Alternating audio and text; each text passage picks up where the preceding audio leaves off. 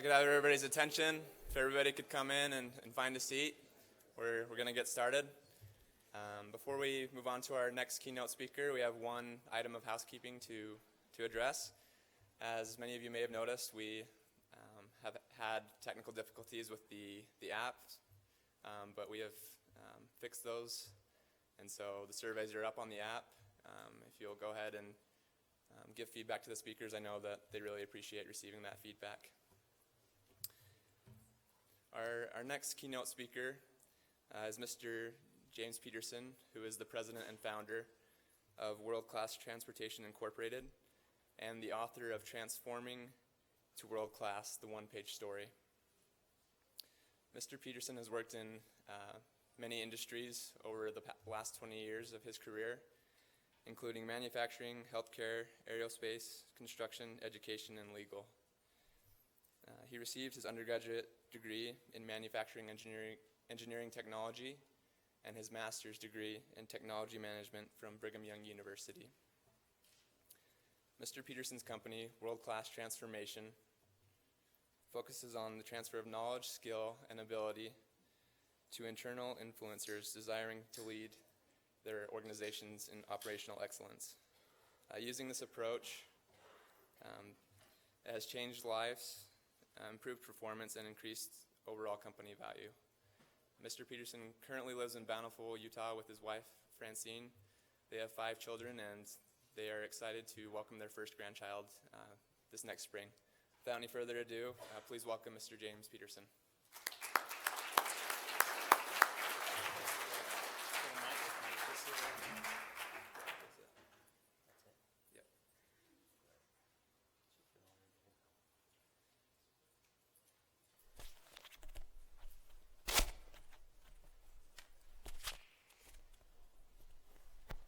Thank you, Trevor. Can everybody hear me? How's everybody doing? Lunch was good? Enjoying the conference? Good. Well, it's great to be here. We're going to have some fun, hopefully keep you awake after eating lunch, and going to be very interactive. I'd also like to just introduce my good friend and associate helping me today, David Breddy. He's going to be running the computer, and we'll see if hopefully the technology will keep up to pace with us. So, appreciate everybody getting signed on. Did everybody get signed on? We're going to be doing some polling. So, first off, we have to, who was Donald anyway? How many Donalds do we have in here? He kind of took the lead right at the end. Raise your hand, Donald. It's probably 2 or 3. No? We're just making up names, aren't we? Yeah, that's good, as long as we're having fun. All right, and so if you've not signed up yet or logged on, what we want you to do, because we're going to poll and gather information from the audience probably 4 more times, and so if you're using a computer or a tablet, go to pollev.com/WCTI, and then you'll be able to play around with us in the polling. If you want to use your phone, you can text the number 22333, and then the message WCTI. That will open you up into the poll. All right, and we do want everybody participating. We are going to give away one of these Leading Change books at the end, but you have to be participating, all right? And the other thing we want you to do, and hopefully you're doing it, but we would also like you to tweet any questions or comments during the conference, during our session or during any more of the sessions that you go to. You can get us at hashtag WCT Impact, James at hashtag WCT Impact, and question, and also we'll give a book away there, and we've got 4 of those to give away. And so as you're texting or tweeting throughout the conference, tomorrow, again, we'll just randomly pick a couple and give some books out, make sure we get a hold of you. So, okay, this is a great book, and we'll talk about it a little bit today as we go. So, we good, David? Yep. All right. So, the second question in the poll, if you're already set up, then, is to tell us what industry you're from. you've got a list here, you can just put in A, B, C, D, E, or F. I know there's a lot of students here. You can put in, whatever, maybe what area you're going to go into, or you can put in other. Oh, nice. Love the way that's filling up. Spencer, you done already? Okay, good. Should take us about a minute.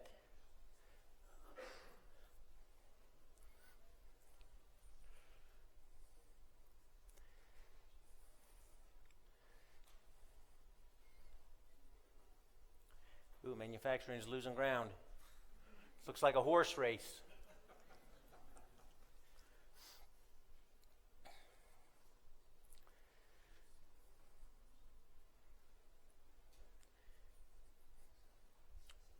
Somebody still trying to get in? We doing all right?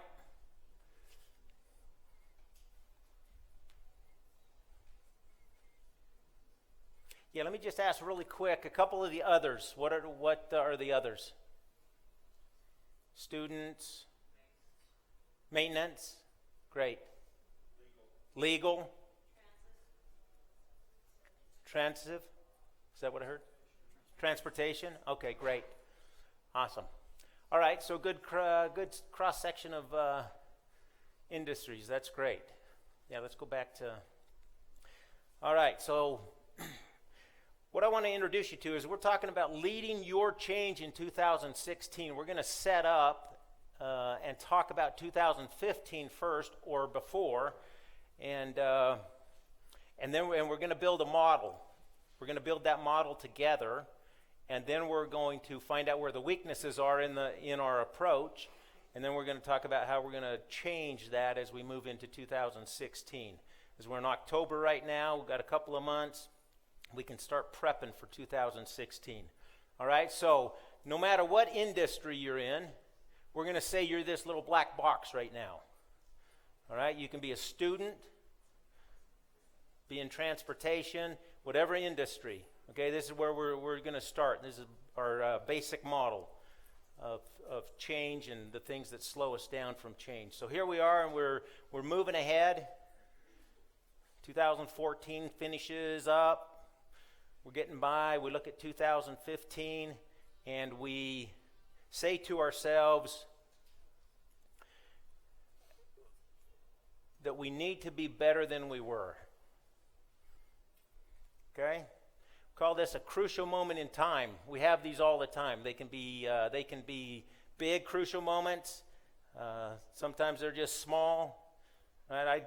Happens to me when I have an interaction with my incredible wife and I open my mouth the wrong way, right? And I think to myself, "Wow, I could have handled that situation better." Right?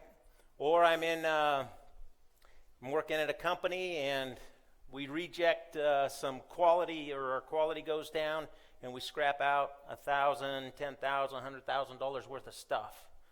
Right? So that crucial moment can range. Okay? And we say to ourselves, we need to be better. What are some things we can be better at in your experience? Shout them out. Communication. What else? Listening. Efficiency. Great. Planning. Okay, there's a list that we could create that can be a mile long. Here's a few more ideas. So we can be better at quality, delivery, sales, safety, our continuous improvement efforts, employee development, supplier development, patient care, product development, product shelf life, customer service, maintenance. And there's a lot of things. That list could just keep going. Okay? So then what we choose to do as an organization or even as an individual is we go out and we look for the program or the tool or something to help us with whatever we feel like we can do better at. What are some of the things you've tried in your organizations? Nothing. I'm glad you're here today. We can help you out. See if any of these sound familiar. All right, for quality, we might go out and try to find a system like ISO 9000, some standard that's going to set the way we do our quality within our organization. We might look at a new ERP system, enterprise resource planning, right? Oracle or an SAP or Microsoft, whatever they have out there to kind of help us with our inventory. We might go out and get some sales training. We might do some Kaizen events. Try Six Sigma. We could do Lean, employee meetings. I mean, there's a lot of things that we might go out and get to try to help us get better. Is this, yeah? Okay. Even my 2015 goals, whatever they are, right? I've established these goals back in February of 2015, right? Because I'm too slow to get them done in January or December 2014. You know what I mean? Okay? So whatever those goals are, we say, hey, we can be better. Let's set some goals. Let's go out and get that done. Okay? So let me ask this question. And I think we're on the next poll question, right? Think about how well you've done in the things that you started out in 2015 to get done, all right? We're going to use the baseball analogy here. So think about, again, where were you? 2015. Now, if you haven't created a vision or strategy, you're still in the dugout, all right? If you're just talking about it, but there's nothing captured, you're in the dugout. Oh, you guys are already flying, okay?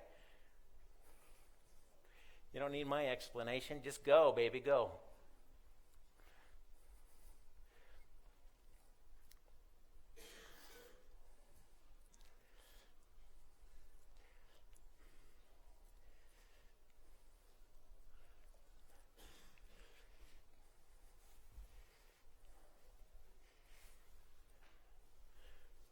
I really appreciate your participation. It makes this conversation a lot better if we have real data.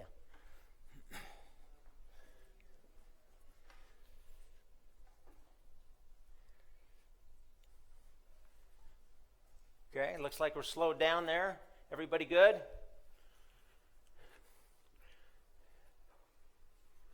Still coming. All right, what are we seeing from the graph? Talk to me. What's that? Getting a lot of walks. I like it. Thanks, Mike. Okay. Good. Oh, boy. All right. How about somebody else? What's that? Just getting by? What do you mean by that?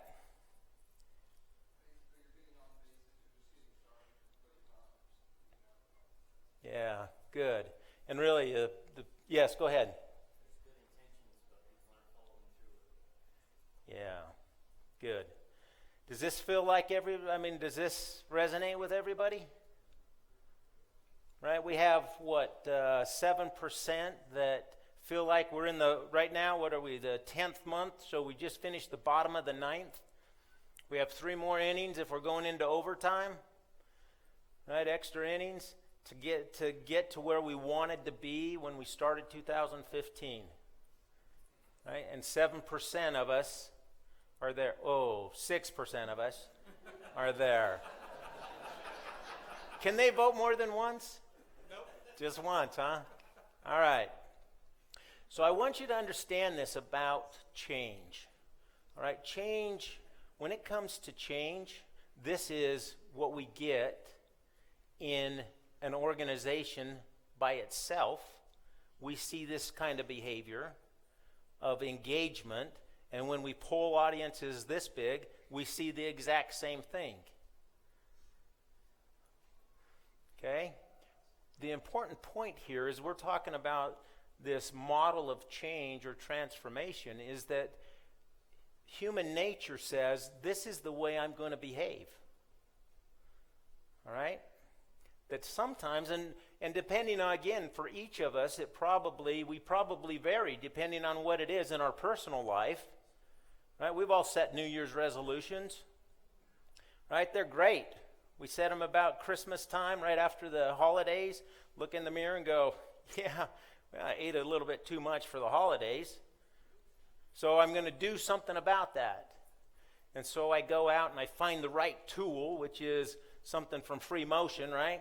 Some exercise equipment. I purchase a treadmill and an elliptical. I go on a diet. And I'll tell you, that first week of January, I'm awesome. Right? Except for the diet. That lasts about 30 seconds. Right? But I'm working out. And by the third week of January, I'm working out maybe once or twice a week. And by the middle of February, I'm working out once every other week. And by the end of February, I'm wondering what that stuff is in my basement. Right? What's that? That's where it's my clothes rack. Exactly. Okay? So this is just human nature. It's a human behavior that we start and stop activity. Do all of you agree with that?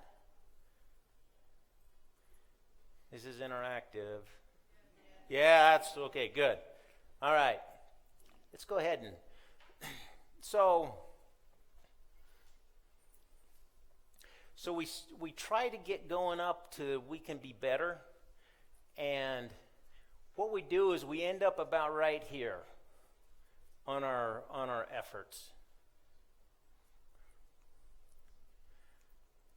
Okay, and just like actually your data is a little bit even more than this, right? I was guessing 80 to 90% of the time in this group, we would start something and stop or not get full impact from that. All right, but in reality, those numbers would be, what, 94%? That 94% of the time, we start, we have good ideas, we want to make some cool things happen, and we don't get full impact, or it just goes away. And we start to say things like, oh, here comes the boss again with another great idea, right? Another flavor of the month. We'll just wait 2 weeks, and he or she will come by with another idea, and we'll just do things the way we've always done them. You experience that? Know what I'm talking about? All right. So what I want to ask you, again, let's go to your computers or your phones. What I want to ask you is, why does that happen? And we have just a couple to get us started. All right? We're lazy. Oh, by the way, on this one, if you're going to text a little string, make sure there's no spaces between your words, all right? So you can do a little phrase, but no spaces, or it'll just take one word. Or just do a one word. Okay? So busy with life, stupid people, lazy. Whoa, love it. Competing priorities, good. Those are great. Keep them coming.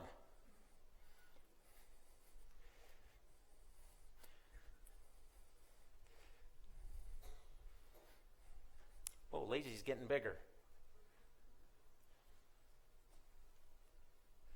So the way this works, if for those that don't know, if you use the same word more than once, it just makes it bigger than the other words. So,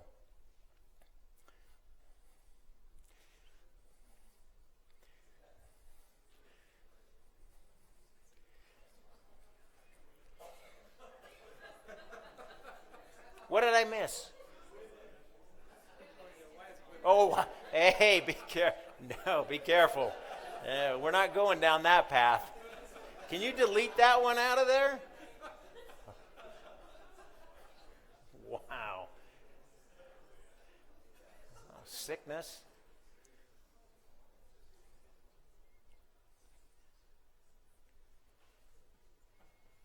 Whew.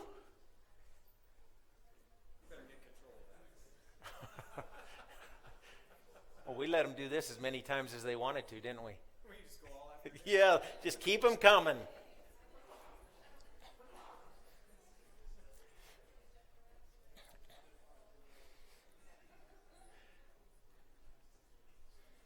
Okay, let's hold right there. If you're still entering, let's hold on entering, and let's just take a look at some of these. So we've got commitment, competing priorities, not motivated. I'm not putting that in front of it either.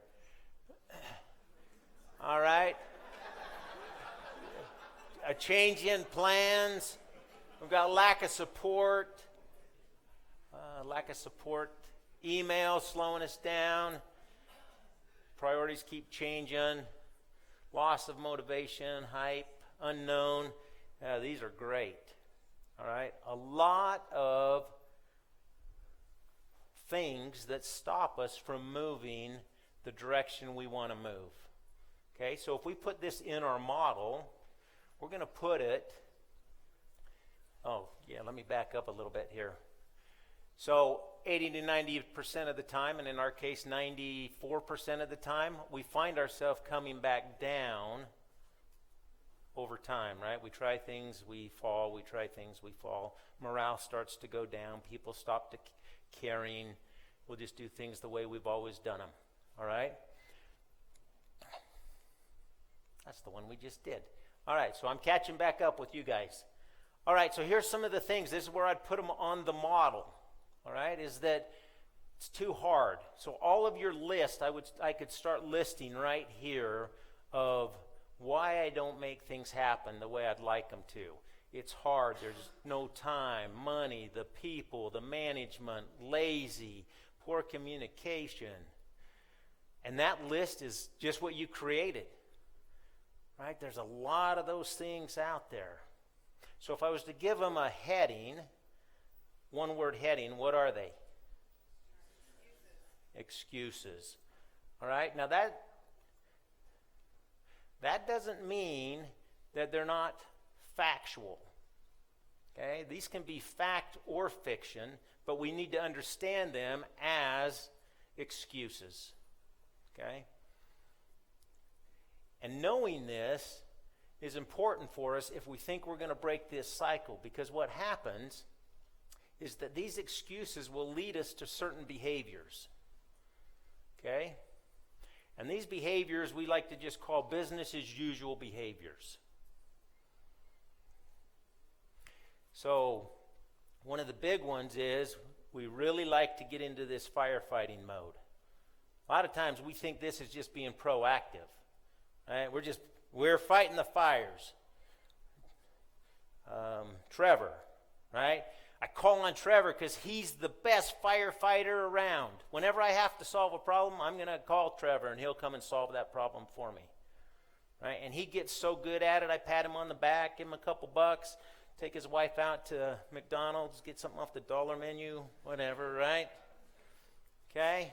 And he gets really, really good at firefighting. He practices being a great firefighter. Okay? And our organization thinks that, hey, we're great at firefighting and we can solve any problem. Question we want to be asking ourselves is, when are we getting better? Right? So when we spend time firefighting, when is it that we're getting better? Because we're just in survival mode. Okay? We take on this blaming role or victim, right? Oh, I can't do nothing. Well, I can't do nothing. My management doesn't let me do nothing. Where's my tail? I don't know where my tail. Right? I mean, you probably have people like that. Right? They're blaming somebody else, or it's not my fault. Right? So we take on these roles. And one of the big ones is that we start to fall into this complacent. We become complacent with what we have. Done trying. Apathy sets in. I'm just going to let it ride. Okay? I want to really emphasize the power of understanding this model.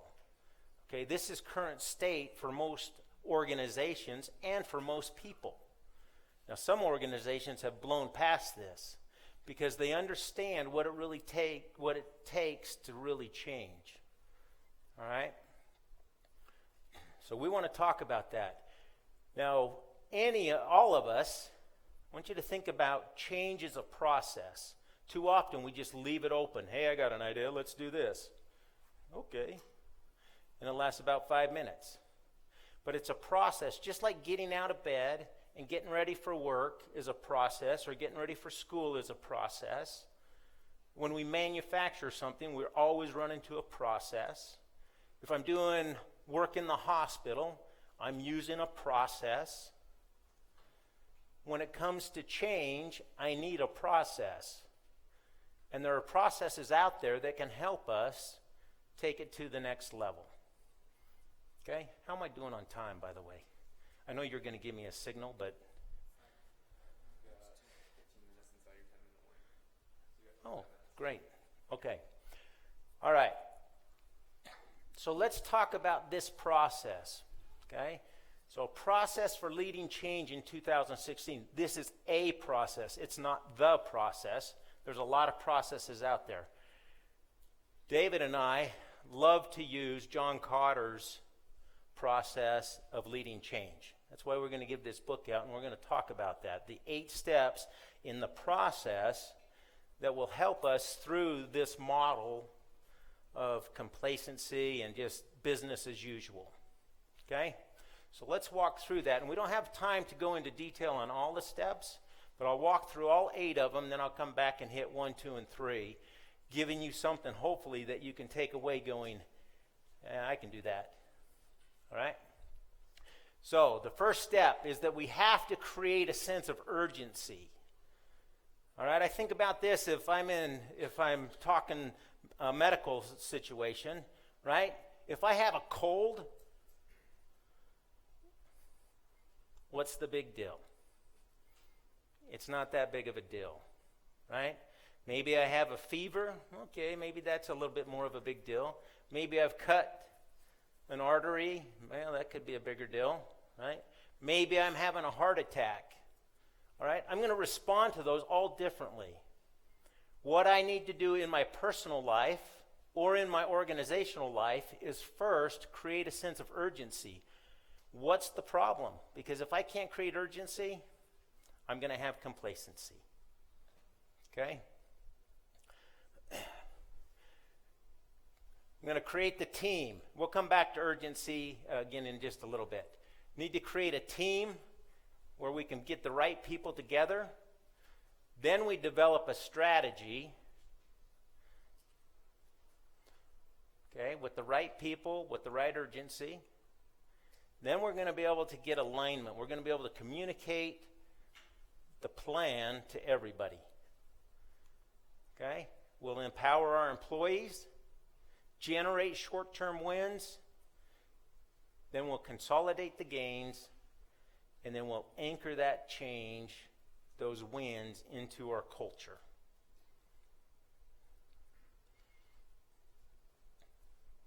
Okay, so let's, as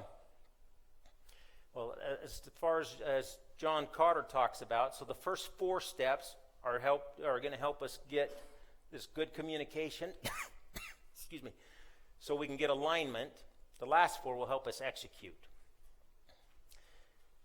And it's all wrapped around what problem are we really trying to solve? What opportunity are we really trying to take advantage of? Okay, I need to understand that and then use this change model to help me through it. Okay? Hopefully, again, just another quick note, be tweeting. Okay, it lines you up for the book. All right, so let's talk about this sense of urgency. Okay? We like to take a look at the business life cycle.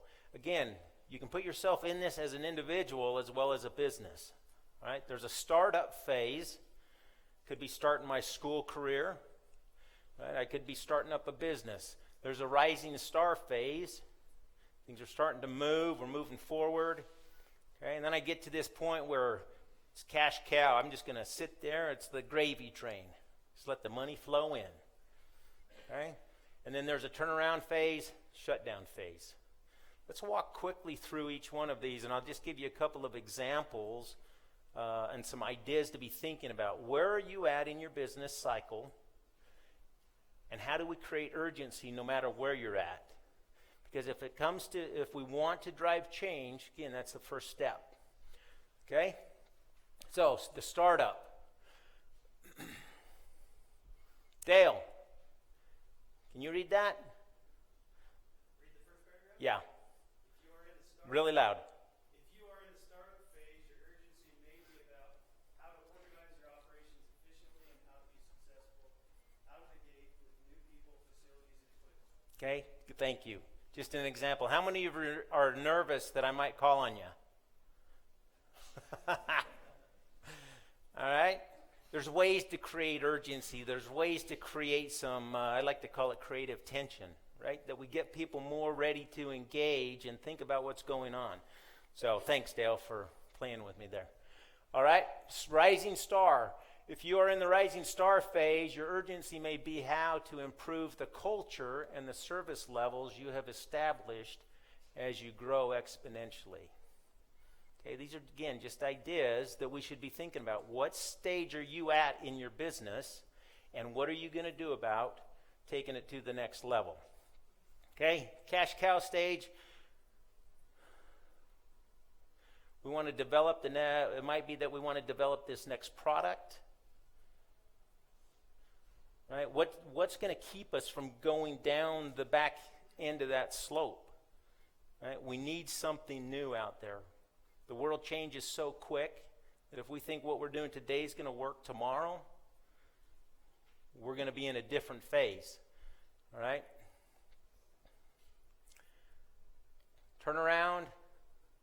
We may need to fix costs, sales, out of control administrative overhead.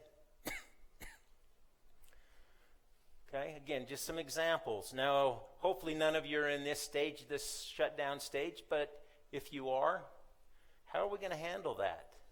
Right? How do we transition through that and position ourselves into the next startup? We can use whatever phase we're in, we can create urgency, okay, around where we need to be going. And that's our responsibility. That's our responsibility in our own lives, and that's our responsibility in our departments, and that's our responsibility in our organizations. Okay, so here we are with the model. We've got our behaviors. We're talking about this sense of urgency, and how do we create that? Because urgency is so hampered by complacency, I just want to talk about complacency for a minute before we move to step 2. All right? I want you to just think about your environments. If there's complacency going on, think about some of these things. Is it because there's no visual crisis taking place? Because we can do the opposite of whatever comes up on the screen here to help create a sense of urgency and get out of complacency. Okay, so no visible crisis. Everything looks good. Okay, still the same yesterday. It still looks the same today as it did yesterday. Still looks the same tomorrow as it does today. Have we made the invisible visible? Okay, the environment itself screams success. Go into the CEO's office, incredible artwork on the walls, amazing desk, all the stuff, right? They're traveling all over the place, right? Everything's fine. Actually, back on number 2, right? I come in, I still get my paycheck. I still have the job I had yesterday. There's still a lot of inventory out on the production floor. Okay? We need to be looking at our environments that way. Maybe our goals are just way below what they should be. Maybe we need to kind of up those a little bit, right? So that we create a little more of this creative tension, this urgency to drive a different behavior. We might have narrow goals. We might be measuring the wrong thing. We're only getting feedback from the internal system. We're not looking at what the customer is really talking about. How good's our quality to the end user? How good is our delivery to the end user? Right? Are our buses on time or not? David, thank you. Excuse me a minute.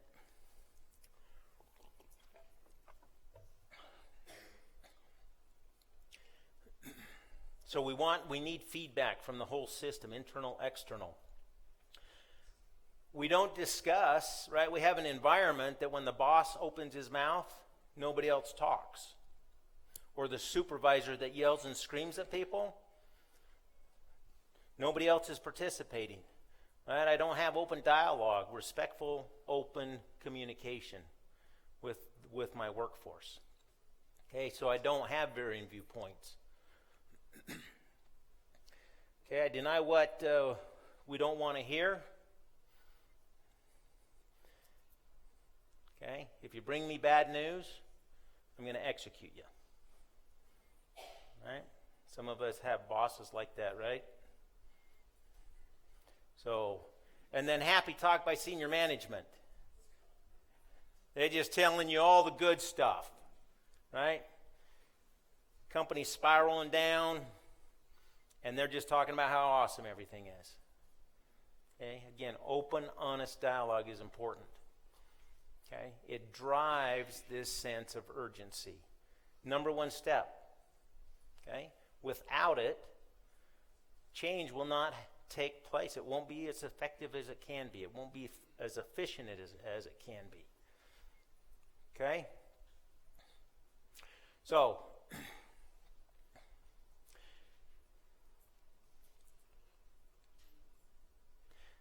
if we create the team, step 2 then, once we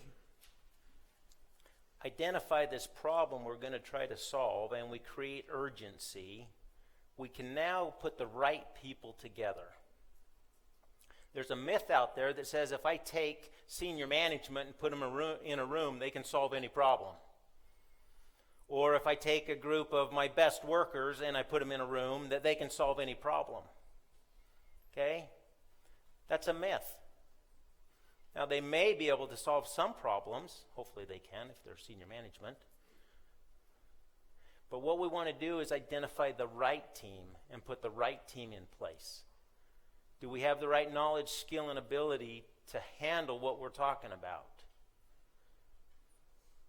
Do we have enough outside perspective to help us see things differently than we've ever seen them?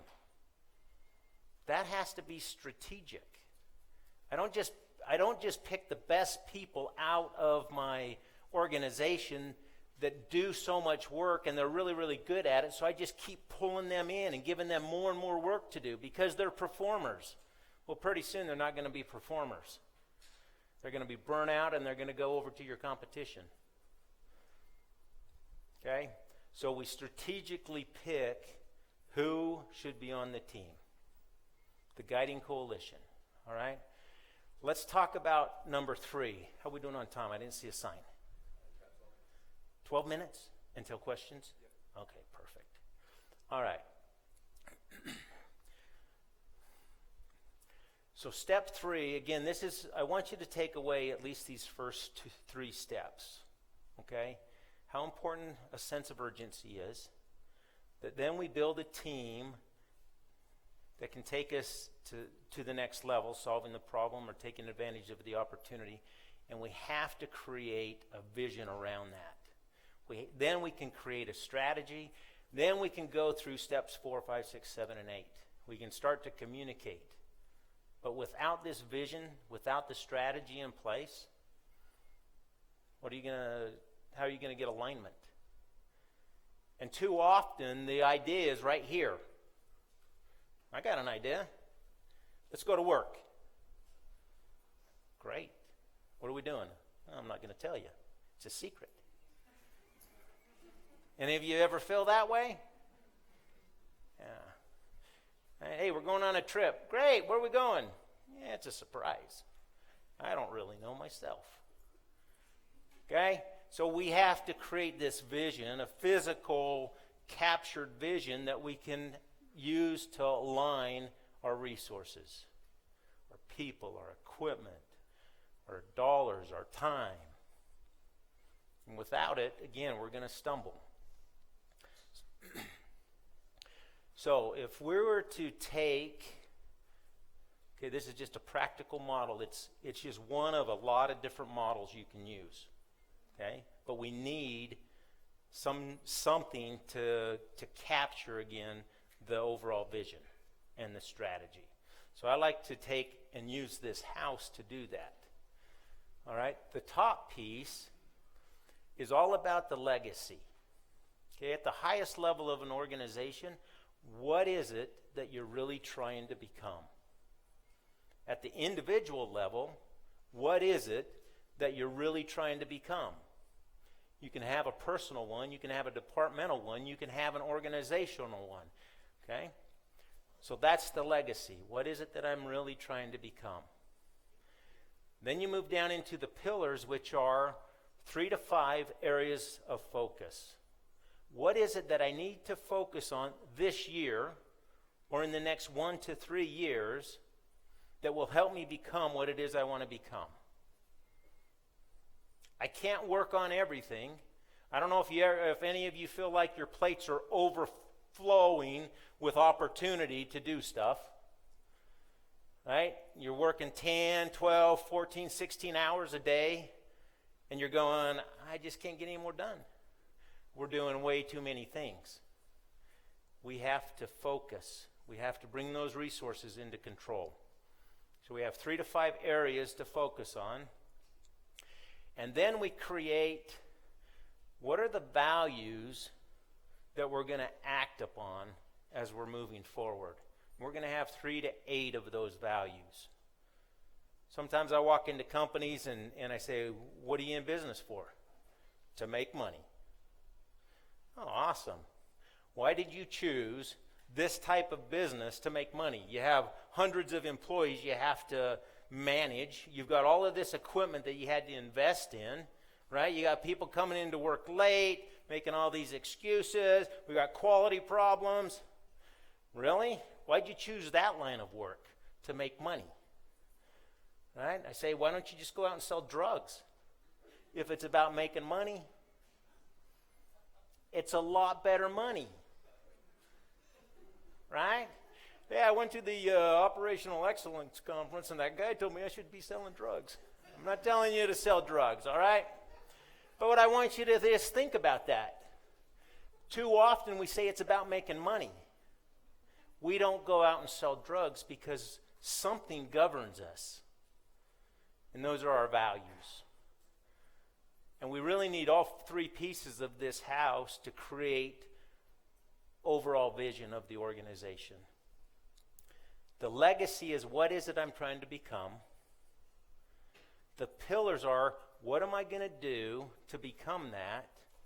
And the values are, how am I going to act when I'm doing what I do to become what I want to become? I need all 3 of those pieces. If I don't have the value piece, then people can choose how they're going to treat each other as they work on the pillars. I can yell and scream at you all I want because we don't have any values here. Right? We're doing something more than making money. We're creating greatness. All right? It's all about becoming world class, whatever that means to you. That's what we're trying to accomplish. Right? And so we need to define, what does that really mean? And once I put the house together, once you put the house together, you can start to measure your areas of focus. And you'll need metrics in there. Helps us create urgency. It helps us create the gap. Okay? So just an example of what one might look like. Taking the heading from the conference, Operational Excellence, is a legacy. What's your legacy? Okay? And it can be whatever that means to you. What is it that you want to create? What do we need to focus on to create this? In our example, we're going to focus on knowledge, skill, and ability. Okay? What's cool about this operational excellence, a statement like that is from a customer, a client's perspective, that means something. From an internal employee, they can internalize that and go, oh, it's about operational excellence. How do I do that when I go into a patient's room? This is all about excellence. Okay? Creating knowledge, skill, and ability. They can be whatever you want them to be that you need to work on. It could be quality, cost, delivery, safety. It could be customer service, employee development. Those pillars can be whatever you feel like you need to be working on for the next 1 to 3 years. And then we can measure that. Employee knowledge base. I can take a look at my employees and go, out of 100 of them, 35 of them are trained in the things that I'd like them trained in. So my goal for this next year, 2016, is that we're going to train 90% of them in these things that need to happen. And we can start measuring that, okay? And then again, whatever your values are, you're learning a lot in this conference. There's great breakout sessions, keynotes that are teaching a lot of things. You can use those things. Wow, sorry. Daily practice is Kaizen that you've been learning about. There's going to be a great seminar tomorrow. Eric Burton's going to do another breakout on Kaizen. It'll be great. If you want to go into another breakout session, Aaron Quiggle this afternoon is going to do one on this whole transformation. Right? But all of the breakouts can be used to help us along this opportunity of change. Okay?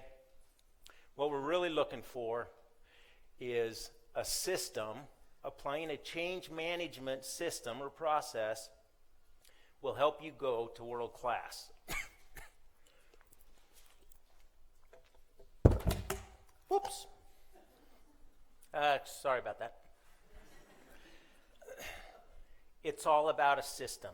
We need them to be successful. Okay? Change done to us is debilitating. Change done by us is exhilarating. Okay, what kind of questions, comments do we have?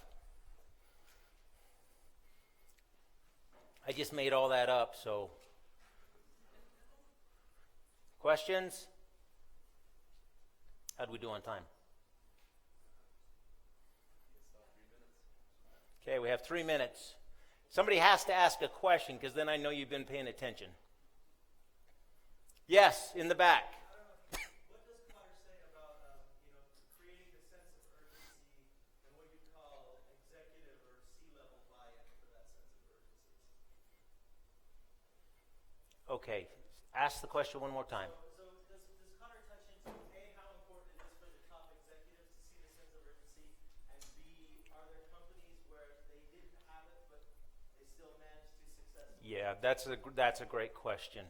Right? The question is, can I rephrase? Say, is upper management bought in to change? And do they feel the need to do that? It's critical when it comes to significant transformational change. Upper management has to be bought in. They have to feel that sense of urgency. You can still work from the middle, but it takes a lot longer, and it's not nearly as successful from my experience. Thanks for the question. How do we give one of these books away? Email? Or have them hashtag. Are any of you tweeting right now? Want to switch over to the poll? Did some tweeting?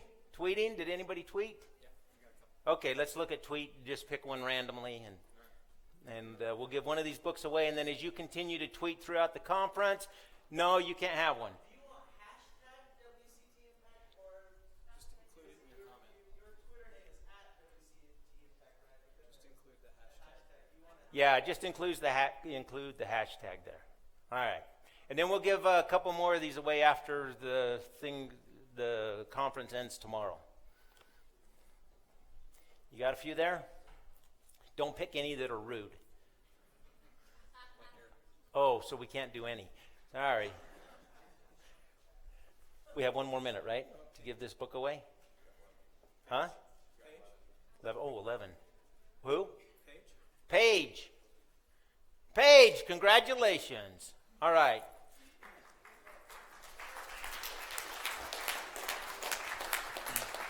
Awesome. Thank you very much. Okay, so again, we encourage you to continue. You know, when it comes to transformation, one of the biggest issues we have is the lack of communication. Okay, John Carter talks about 10 times more communication than you think you need. That's why we have to create vision. That's why we participate like this, that we're sharing information. It's about sharing. When it comes to continuous improvement, lean principles, it's about sharing. Great lean companies will invite their competition to come in and see what they're doing because they love to share. Okay? We learn from each other. It keeps us on the edge. That's why we tweet. How's the conference going? What are you learning? This is what I learned. What did you learn? How do we share that information? And the more we share, the more we learn. And it's really about creation, right? Is that if we engage together, we can create things that are much greater than we ever could imagine by ourselves or by two of us. Okay, the world's a big place. There's opportunities out there if we're willing to take advantage of them. But it really is by putting a system in place that will drive you to the next level of performance. Okay? So I encourage each of you to think about, if it's not John Carter's model of change, find a model that you can follow and implement it at work. Implement it in your own personal life, because it will help you move to that next level of whatever that is for you. All right? No other questions? Question right here. Is this an easy one? All the hard ones need to go to David. In your business, what is the most effective way that you've seen to inspire a sense of urgency? Okay, that's a really good question. What I like to do is help an organization find out where they're at, really where they're at, current state, and then identify where they want to be. And that gap between current state and future state should create a sense of urgency. And if it doesn't, then we spend time talking about the future. Okay? But that's a great place to start, is where am I today? Where do I want to be tomorrow? And that gap should create some urgency. If it doesn't, we better move our future out just a little bit and make that a little bit more challenging. Okay, great question. Did I hit all the points? We good? All right. We good? Two more questions. Come on. Yes, sir.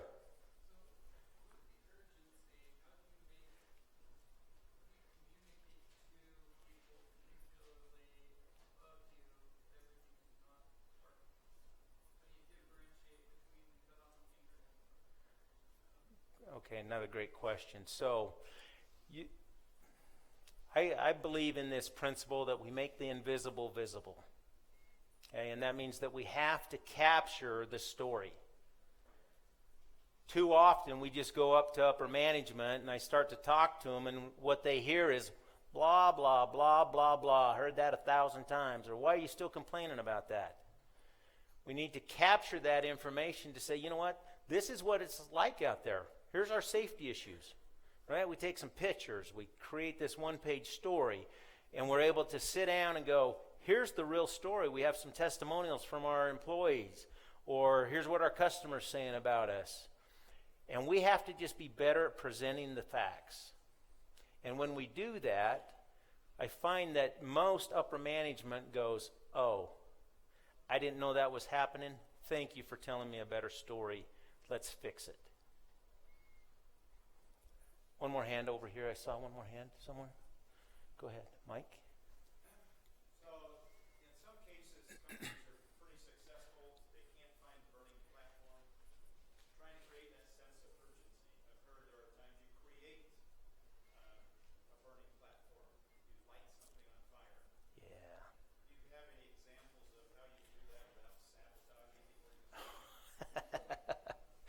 Okay, this is a great point, is that if there's not a sense of urgency, nothing to be really anxious about, we create that. All right, in a lean world, a continuous improvement world, if we're working in manufacturing, we're going to take some inventory out of our system. We're just going to remove some inventory because that inventory protects us from all of our inefficiencies. So we're going to remove that. Okay? We may, let's see, if we're in the hospital, how would we create a sense of urgency in the hospital? Say we want, not with patients, right? That's already a problem. Say we want to do some continuous improvement in the hospital. We want to improve the nursing staff. What are we going to do?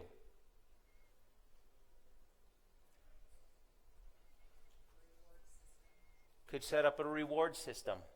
Okay?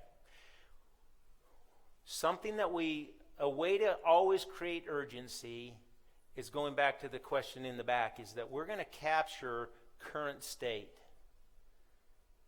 If it's my nursing staff, what's their current state in performance? Right? What am I measuring for performance?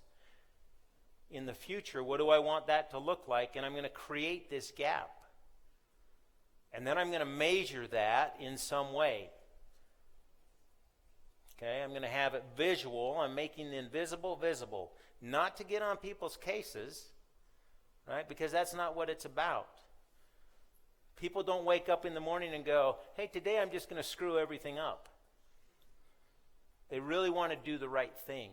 When they can't or don't, 99% of the time it's because the system broke down somewhere. So we want to create the gap so that we can create a sense of urgency. So we might do employee training matrix. It says employees are trained this much, and show them all up there and then let them pick and choose what additional training they want. You had one question and we'll be done. I wonder if offering like a monetary motivation would take from the intrinsic, like wanting them to do it themselves, being a part of the team. Like, would you use monetary motivators? Yeah, so this is my experience with that, is that it's very short term. What was the question? Monetary rewards. Okay, if the organization's in a position to do profit sharing, maybe, but it's this. I'm going to give you a carrot instead of a stick, short term. I don't see that real successful. I think where we get most success is you allow your people to engage and create an environment that's safe for them to do that. You know, again, like you're learning in this conference about PDCA, right? Plan, Do, Check, Act. That's experimentation. If my environment says you can't experiment, well, your employees then just come to work to do what they're told, and then they go home. And we want to engage the employee, let them experiment, let them fail, let them progress in their own development, and that's a reward. All right, you guys have been great. Thanks for your participation. Enjoy the rest of the conference.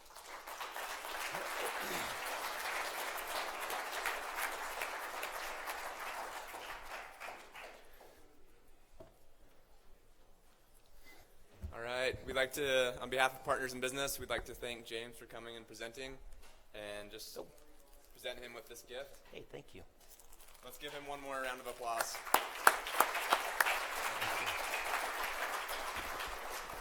All right, so the next presentations will be breakout sessions. There'll be repeat sessions from this morning with Tom Smith, Brent Allen, and Aaron Quiggle.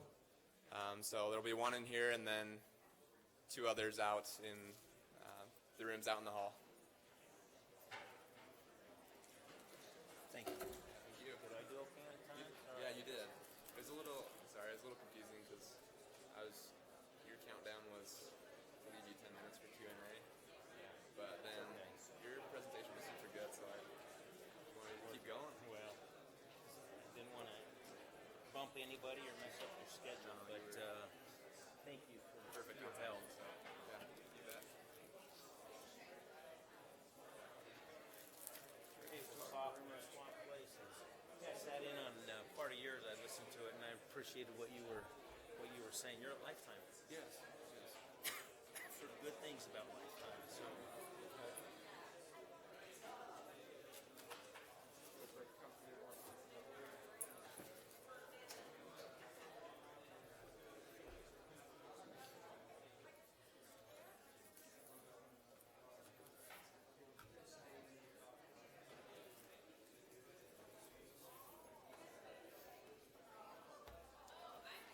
how we doing?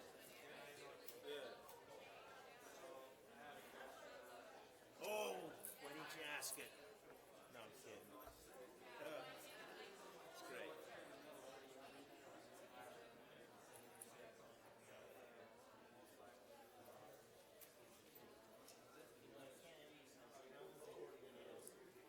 Just giving off a little reverb or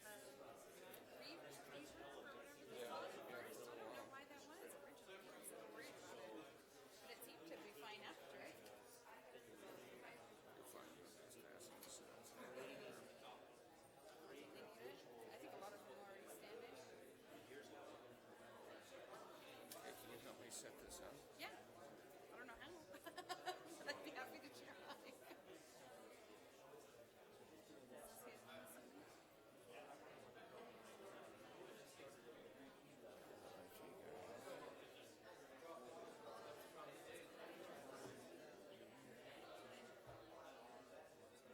If I could just click that without it interfering with his system.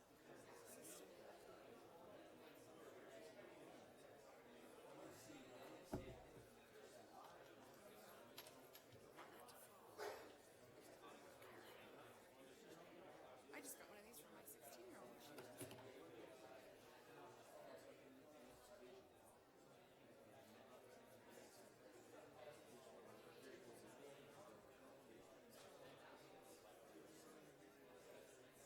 I love hearing the presentation when you're actually there. It really does. I think when you try and lean from with a strong company culture, it makes all the difference in the world. That's the hardest part. Yeah, it's just convincing people that it's really good for them.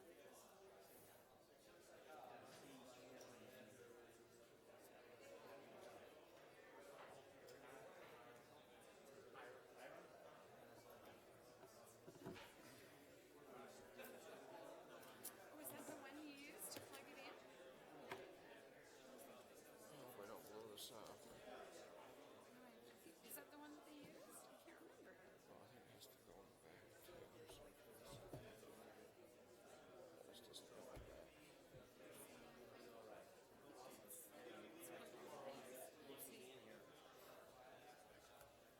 Good job. Thank you. What's up? I spilled my water on your podium over here. You're good. I can't remember. This is that mini. I think this goes to Am I able to disconnect this from your computer without That's not damaging his. it? That's not his. Oh, this isn't yours? What are you Yeah. hooking up to? Your thing might be on this side.